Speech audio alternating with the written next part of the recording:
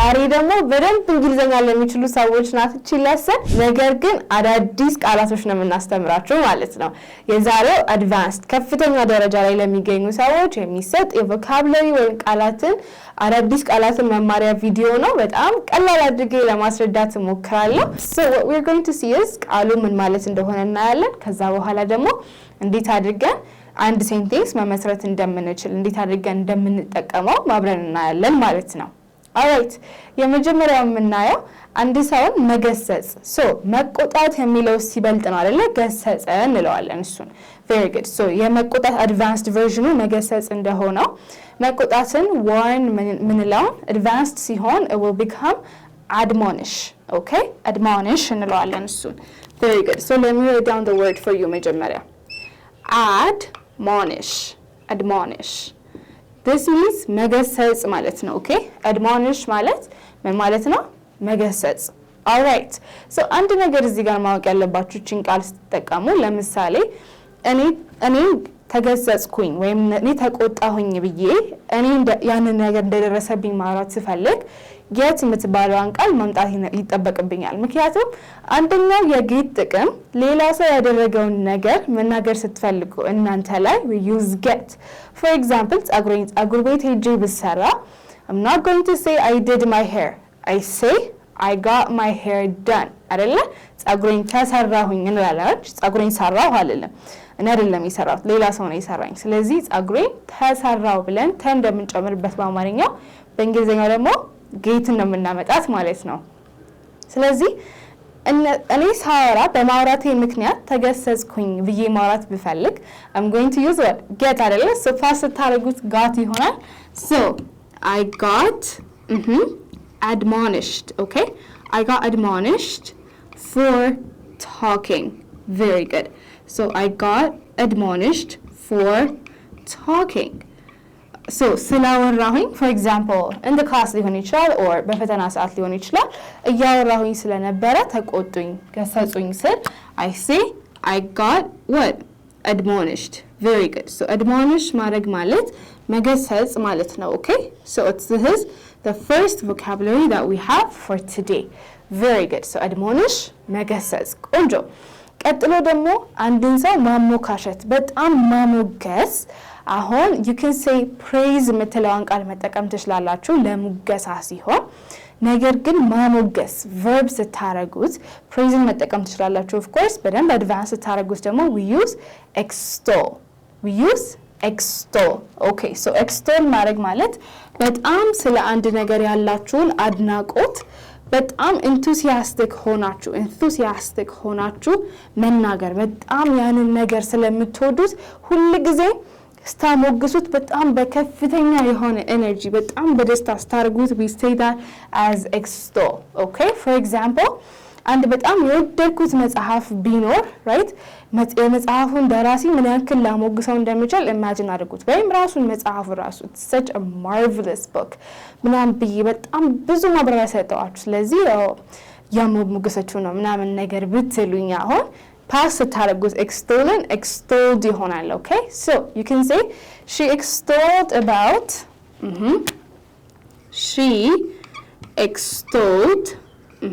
she extolled about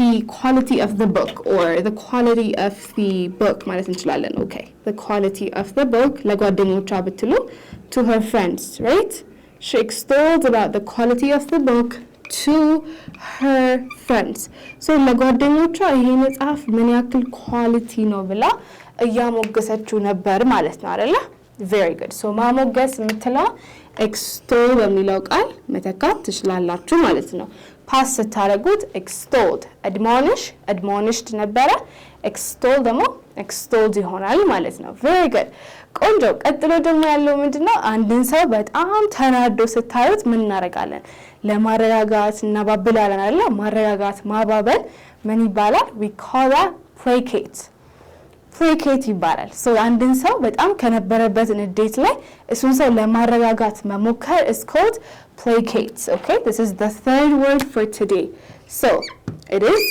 placate very good so placate ምንድነው ማረጋጋት good ሶ እሷን ለማረጋጋት ሞክሬ ነበር ግን ምንም እሺ አላለችኝም ምናምን ነገር ብል ሞክሬ ስትሉት በtry ነው አይደለ? very good. so I tried ሞከርኩኝ ምንድነው የሞከርኩት እሷን ለማረጋጋት አይደለ? so I tried to placate her. placate ነው የምትሉት ኦኬ ማረጋጋት ማባበል is called placate. very good. so I tried to placate her but በጣም ተናዳ ነበር ስንል but she was fuming የምትለውን መጠቀም ትችላላችሁ or but she was very angry የምትለውን መጠቀም ትችላላችሁ። በጣም ተናዳ ነበር ቤት ላረጋጋት ሞክሬ ነበር ግን በጣም ተናዳ ነበር ስል I say I tried to placate her. placate ማለት ማባበል ወይም ደግሞ ማረጋጋት መሞከር ማለት ነው አይደል? mostly ስለ ማረጋጋት ነው የሚያወራው so I tried to placate her but she was very angry. very good. okay አንድ ደግሞ በስራው በጣም የተመሰገነ ሰው የተዋጣለት ሰው ተምሳሌት ነው እንላለን አይደል? so ተምሳሌት ማለት ስትፈልጉ በእንግሊዘኛ we use this word which is epitome. epitome የምትለዋን እንጠቀማታለን ማለት ነው። let me write it down for you. so አንድ ሰው ተምሳሌት ነው ስንል you use epitome የምትለዋን ቃል ትጠቀማላችሁ ማለት ነው። okay so ተምሳሌት ነው ስንል for example for the pop music genre ላይ ያለው ማይክል ጃክሰን በጣም ተምሳሌት የሆነ ሁሉ ጊዜ የሚደመጥ አይነት ሙዚቀኛ ነው ማለት ብትፈልጉ you say what MJ Michael Jackson right MJ was the epitome right so ያ ሰው በጣም ተምሳሌት በጣም ትልቅ ነገር ነው የሰራው ማለት ነው አይደል? ሁሉ ጊዜም ስሙ የሚነሳ ሰው በአንድ ዘርፍ ላይ ሲሆን you say epitome አይደል? very good. so MJ was the epitome of pop music. very good. pop music ለኛ ሀገር ሲሆን ደግሞ ኢትዮ ጃዝን ያስተዋወቁልን ዶክተር ሙላቱ አስታጥቂያሉ so እሳቸውን መናገር ትችላላችሁ epitome of ኢትዮ ጃዝ ሚውዚክ ብላችሁ መናገር ትችላላችሁ so ተምሳሌት ነው ያ ሰው በሰራው ነገር በጣም ይታወቃል ስራው በጣም የተወደደ ነው ስንል ተምሳሌት ማለት ስንፈልግ we say epitome. so ስትሰሙት the T is kind of pronounced like a D. that's intentional. so MJ was the epitome of pop music. very good. okay so the other one is ስፍር ቁጥር የሌለው ብለን በጣም ብዙ እንደሆነ መናገር ስንፈልግ we use several. normally የምንጠቀመው ለምሳሌ በአማርኛውም ቢሆን ስፍር ቁጥር የለውም አንልም አይደለ? normally የምንጠቀመው ብዙ የምትለዋን ነው ነገር ግን አድቫንስ ታደርጉት ደግሞ ምን እንለዋለን? ስፍር ቁጥር የለውም እንላለን አይደል? ሲሰፍሩ ራሱ ተቆጥሮ የሚያልቅ አይደለም እንደማለት ነው so እንደዛ ማለት ስትፈልጉ we say myriad. very good. so myriad እንለዋለን እሱን ቃል ስፍር ቁጥር የሌለው ስትሉ you use myriad. very good. so for example አንድ ሬስቶራንት ገብታችሁ በጣም ብዙ አማራጭ አለ ብለን መናገር ብንፈልግ በጣም ማጋነን ብንፈልግ we use this one ማለት ነው አይደል? so there are myriad options that you can choose from ብለን መናገር እንችላለን ማለት ነው አይደል? for example YouTube ላይ በጣም ብዙ ቪዲዮዎች ናቸው አሉት አይደል? ለመርጦ ለማየት ራሱ ስፍር ቁጥር የላቸውም ስለዚህ whenever you want to say that there are a myriad of options or videos to watch on YouTube. very good. so there are myriad ስፍር ቁጥር የሌለው ብለን ስንናገር we use myriad. okay there are a myriad videos. okay there are myriad videos to watch on YouTube. so ስፍር ቁጥር የሌለው በጣም ብዙ ቪዲዮዎች ነው ያሉት ስንል you can use myriad የምትለዋን መጠቀም ትችላላችሁ ማለት ነው አይደል? very good. so myriad means ምን ማለት ነው? means ስፍር ቁጥር የሌለው ብለን ስንናገር we use myriad. very good. the next one is በአንድ ነገር ላይ ከፍተኛ ደረጃ ላይ ደርሻለሁ ስትሉ አሁን ለምሳሌ እዛ ደረጃ ላይ ስትደርሱ እናንተ ተምሳሌት ነው የምትባሉት ነገር ግን እዛ ቦታ ላይ መድረስ is called the zenith. okay zenith እንለዋለን similar to zenith እንደሚጻፈው ማለት ነው zenith ቅባቱ ላይ ያለው so zenith ማለት it is በጣም ከፍተኛ ደረጃ ላይ ያለ ነገር ነው for example አንድ ሰው ተምሮ PhD ላይ ከደረሰ that person is at the zenith of their career አይደለ? ስለዚህ እኔ በቃ የካሪየሪን ወይም ካሪየር ስንል በጊዜ ብዛት ያሳለፍኩትኝ ባለሙያነቴን ማለት ነው አይደለ? ሶ ጥጉ ላይ ደርሻለሁ፣ ከፍተኛው ደረጃ ላይ ደርሻለሁ ስል zenith የምትለዋን ቃል እጠቀማታለሁ ማለት ነው። very good. so let me write it down for you guys. so zenith አለችን okay. so zenith, so you can say what I have reached okay ደርሼበታለሁ ስትሉ we use I have reached what ደርሼበታለሁ right? ምን ላይ ነው ግን የደረስኩበት? የካሪየር የሞያዬ ጥግ ላይ ደርሼበታለሁ ስንል I have reached the zenith of my career okay. I have reached the zenith of my career very good. so እቺ መጠቀም ትችላላችሁ ማለት ነው። ከፍተኛው ደረጃ ከዚህ በላይ የለም ብለን ስንናገር we use zenith የምትለዋን ቃል እንጠቀማለን ማለት ነው። ከዚህ በላይ ከፍ ያለ ነገር የለም ማለት ነው አይደል? ከዚህ አሁን ካለሁበት ደረጃ በላይ የሚበልጥ level የለም። so I have reached the top ስትሉ you can say I have reached the zenith of my career very good. okay, so the next word that we're going to see is በማቅማማት የሚለው ነው አይደል? እርግጠኛ አይደለሁኝም ብላ ለምሳሌ ያቅማማችሁ ስትስማሙ we call that person reluctant እንላለን okay. ያንን አክሽን እንላለን reluctant እንላለን። so በማቅማማት ነው የተስማማችሁ ማለት ብትፈልጉ በማቅማማት ገላጭ ቃል ሆኗል አይደል? it became an adverb ስለዚህ reluctantly ወደሚለው እንወስደዋለን okay. the seventh word that we're going to see for today is reluctantly. reluctantly ስንል በማቅማማት ማለት ነው okay. reluctantly means በማቅማማት very good. so ለምሳሌ የሆነ ድግስ መሄድ አልፈለገችም ግን በጣም ስላስገደናት በማቅማማት ነው እሺ ያለችው ተስማማችሁ ስንል she reluctantly agreed አይደለ? very good. since this is an adverb you can place it before the verb አይደለ? she reluctantly በማቅማማት ምን አደረገች? ተስማምታለች ስንል she reluctantly agreed to attend the party አይደለ? to attend መገኘት attend እንላለን attendance እንደዛ ስለሆነ so to attend the party very good. so she reluctantly agreed to attend the party very good. so በማቅማማት ስትሉ we use reluctantly የምትለውን ቃል ማለት ነው very good. so she reluctantly agreed to attend the party በማቅማማት ነው የተስማማችሁ ማለት ነው ያቅማማሽ የተስማማችሁ very good. በማቅማማት ነው ብሩን ያበደረችኝ በል she reluctantly loaned me the money very good. so እንደዚህ ያላችሁ መናገር ትችላላችሁ ማለት ነው very good. okay ቀጥሎ ደግሞ በትጋት ወይም ታታሪ ነው ምናምን ስንል that person is called diligent. so በትጋት ነው የሚሰራው ስንል diligently እናደርገዋለን ማለት ነው okay. so we say what diligently very good. so diligent በጣም የሚታትር ሰው ስለሆነ በትጋት ስንል ly እንጨምርበታለን because that's what you do for adverbs አይደለ?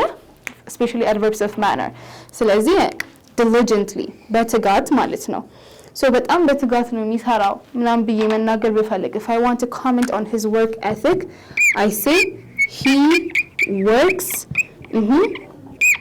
diligently አይደለ?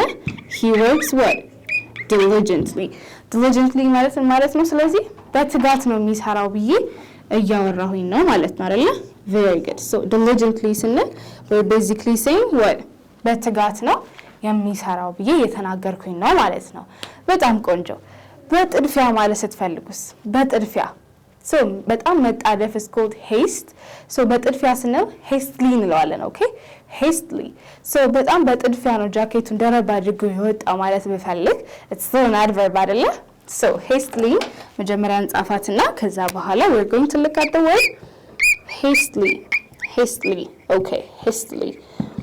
so በችኮላ በጥድፊያ ነው ጃኬቱን ደረብ ያደረገው ስል መደረብ is called throw on okay he hastily okay ደረበው past ስለሆነ threw አደረገዋለሁ right he hastily threw on a jacket. so በጥድፊያ ነው ጃኬት ደረብ ያደረገው ብዬ ስናገር he hastily threw on a jacket. very good. so hastily means በጣም በጥድፊያ በችኮላ ስንል we use hastily. This is በጥድፊያ ብለን መናገር ስንፈልግ we use hastily. በጣም ቆንጆ። The last one for today we have በትኩረት የምትለዋል ማለት ነው። ኦኬ በጣም በትኩረት ስንል we use intently. What do we use? We use intently. Okay? For example, በጣም በትኩረት ነው ያዳመጠችው ስንል she listened intently ይሆናል ማለት ነው። Very good. ወይም ደግሞ በትኩረት የሚመለከታት ከሆነ he's looking at her intently ይሆናል ማለት ነው። በጣም በትኩረት በጣም focused ነው ስንል intently የምትለዋን መጠቀም እንችላለን። So በጣም በትኩረት ነው ያዳመጠችው ስንል she listened intently. Or he looked at her intently ካልኩኝ በጣም በትኩረት ነው የተመለከታት ማለት ነው አይደለ? Very good. So intently ስንል we're basically saying በትኩረት ማለት ነው። So these are the 10 advanced vocabularies for today. Just to make sure በደንብ እንደገባችሁ let's do a quick recap. መጀመሪያ ቃላቶችን አንድ ጊዜ ሪቫይዝ እናደርጋቸዋለን። ከዛ ኤግዛምፕሎችን በዛ አድማነሽ መገሰጽ ነው ብለናል። ቆንጆ extol ማሞገስ ማሞካሸት ማረጋጋት ሲሆን placate ተምሳሌት ስንል epitome ስፍር ቁጥር የለውም ስትሉ myriad በጣም ከፍተኛ ደረጃ ጥጉ ላይ ነው ስንል zenith ቆንጆ በማቅማማት ስትሉ reluctantly በትጋት diligently በጥድፊያ hastily and then በትኩረት intently. So let's look at the examples one more time. ስላወራሁኝ ፈተና መሃል እያወራሁኝ ስለነበረ ገሰጹኝ እናም ብዬ ስናገር I got admonished for talking. I got admonished for talking. Very good. The second one is ማሞገስ ማሞካሸት አይደለ? በጣም ያንን ነገር praise ማድረግ በጣም ማሞገስ is called extol. ስለዚህ ስለ መጽሐፉ ለጓደኞቿ በጣም ያሞገሰች ነበር ስታወራ የነበረው ስትሉ she extolled about the quality of the book to her friends. She extolled the quality of the book to her friends. Very good. ሶስተኛው ደግሞ ማረጋጋት አይደለ? ማረጋጋት ማባበል ሲሆን we use placate. So ላረጋጋት ሞክሬ ነበር ግን በጣም ተናዳ ነበር ስል I tried to placate her but she was very angry, right? I tried to placate her but she was very angry. Very good. The fourth one is ተምሳሌት ስትሉ epitome. So Michael Jackson የፖፕ ሙዚቃ ተምሳሌት ነበር ስንል MJ was the epitome of pop music. Very good. ስፍር ቁጥር የሌለው ብላችሁ አንድ ነገር በጣም ብዙ መሆን ስትናገሩ use myriad. So YouTube ላይ በጣም ስፍር ቁጥር የሌላቸው ቪዲዮዎች ነው ያሉት ስንል there are myriad videos to watch on YouTube. Very good. ከፍተኛ ደረጃ ጥግ ላይ ነው ስንል zenith አለን. So የሙያዬን ጥግ ላይ ደርሻለሁ ስል I have reached the zenith of my career. Very good. በማቅማማት የተስማማችሁ ስንል she reluctantly agreed. Very good. በትጋት ነው የሚሰራው ስንል he works diligently. በጣም ቆንጆ። በጥድፊያ ነው ጃኬቱን ደረብ ያደረገው ስንል he hastily threw on a jacket. Very good. በደንብ በትኩረት ነው ያዳመጠች ያለችው በጣም አትኩራ ነው ስንል she listened intently. So this is how you use these words. I'm sure በጣም አዳዲስ እንደሚሆኑ ግን ነገር ግን በጣም በቀላሉ እንዳስረዳችሁ ተስፋ አደርጋለሁ። Thank you so much for watching እስካሁን ድረስ። ይሄንን ቪዲዮ ከወደዳችሁት ላይክ፣ ሼር፣ ኮሜንት፣ ሰብስክራይብ በማድረግ የኢሜጅ ፋሚሊን ይቀላቀሉ። እንደዚህ አይነት ቆንጆ ቪዲዮዎች በሰዓቱ እንዲደርሷችሁ የደወል ምልክቷን መጫን እንዳትረሱ። በሚቀጥለው ቪዲዮ እንገናኛለን። Goodbye.